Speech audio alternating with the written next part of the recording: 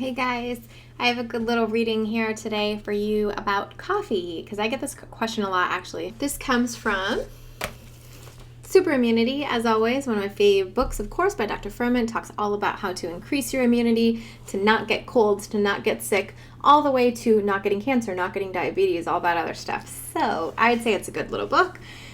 Give it a read. There's a link for this down below so you can get this book if you'd like. The coffee question on page 156. Clearly Furman gets this question a lot. I'm often questioned about the health effects on coffee. Can a healthy diet include coffee? Is coffee actually good for people? Okay, the good news first. Mysterious protective effects of coffee against diabetes have been reported. A 2010 meta-analysis analyzing data from 18 studies reported that each additional cup of coffee consumed per day was associated with a 7% reduction in risk of diabetes. This was surprising, especially because coffee consumption, both regular and decaf, has been shown to raise glucose levels after a meal. Thus, you'd expect it to worsen diabetes, not help it.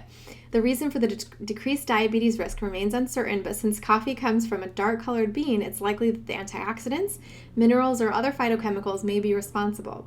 With this in mind, we must remember that almost all the subjects in the observational studies were eating the standard American diet and therefore were starving for antioxidants and phytochemicals. It's most likely that the standard American diet is so nutrient poor that a significant portion of people's phytochemical intake comes from their morning coffee. Additional studies support this possibility. Chlorogenic acid and trigonylene, two of the major phytochemicals in coffee, have been shown to decrease blood glucose and insulin concentrations in the blood compared to placebos after ingesting sugar. So these phytochemicals likely increase insulin sensitivity, thereby accounting for the beneficial effects.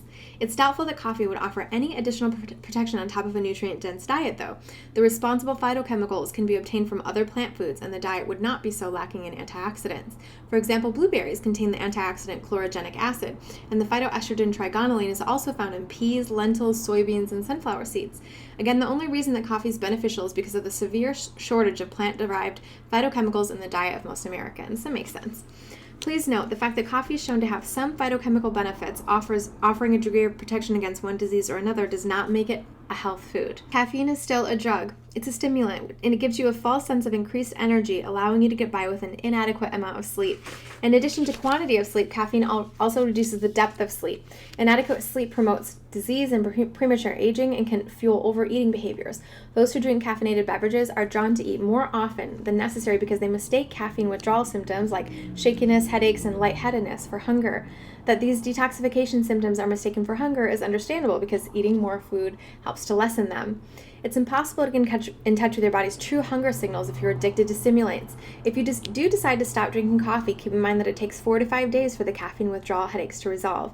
If the symptoms are too severe, try reducing slowly.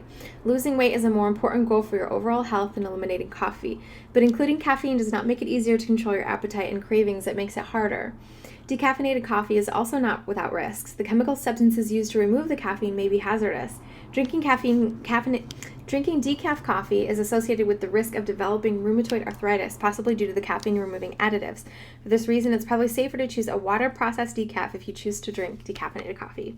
The message here is that coffee can be both good and bad, but its powerful addictive qualities, with the potential for withdrawal headaches and the potential to increase blood pressure, should make people cautious. The most likely risks are almost never mentioned in news reports. Okay, so that's what he has to say about coffee. I want to make another little note here about a substitute for coffee. If you are trying to get off coffee, I have people that actually ask me this a lot. Will matcha tea be good for the transition? And I always say yes. It's the perfect food for the transition, actually. If you're trying to get off coffee, trying to drink less coffee even, matcha tea is clearly a different flavor. It's completely different. It's not even close to being the same. However, matcha tea has some caffeine in it, about 1/3 of the level of coffee. And it's a really, really great thing to use if you're trying to wean yourself off of caffeine, so you still get a little bit of caffeine. But matcha tea has an amino acid in it called L-theanine, which has been studied and shown to create a more relaxed energy than that jittery caffeine that you get out of coffee. So you don't get that crazy like caffeine thing that Furman's talking about. You get a more relaxed, energetic boost. And for me, I'm usually pretty sensitive to caffeine, and I can drink matcha tea up until about noon, and I'm just fine. So it's a great source of energy, and not to mention, Furman saying you get like 1 or 2 antioxidants in coffee maybe, but Matcha tea is one of the highest antioxidant foods in the world, and it has a very, very powerful antioxidant called EGCG, which is known to be a very powerful cancer fighter. So might be something you want to look into if you're looking to get off coffee. I think that matcha tea is a fantastic substitute while you're weaning yourself, and then it's really great to just add in a bunch of antioxidants, of course, at the same time. And I think it's very, very calming and delicious. So check it out if you like. I'm going to put a link for my matcha green tea down below. I hope this answered any of your questions. If you might be wondering, let me know if you have any thoughts about coffee. Do you drink coffee? Do you really like it? Is it something you're trying to get off of? Let me know what you think down below. Thanks so much for watching as always.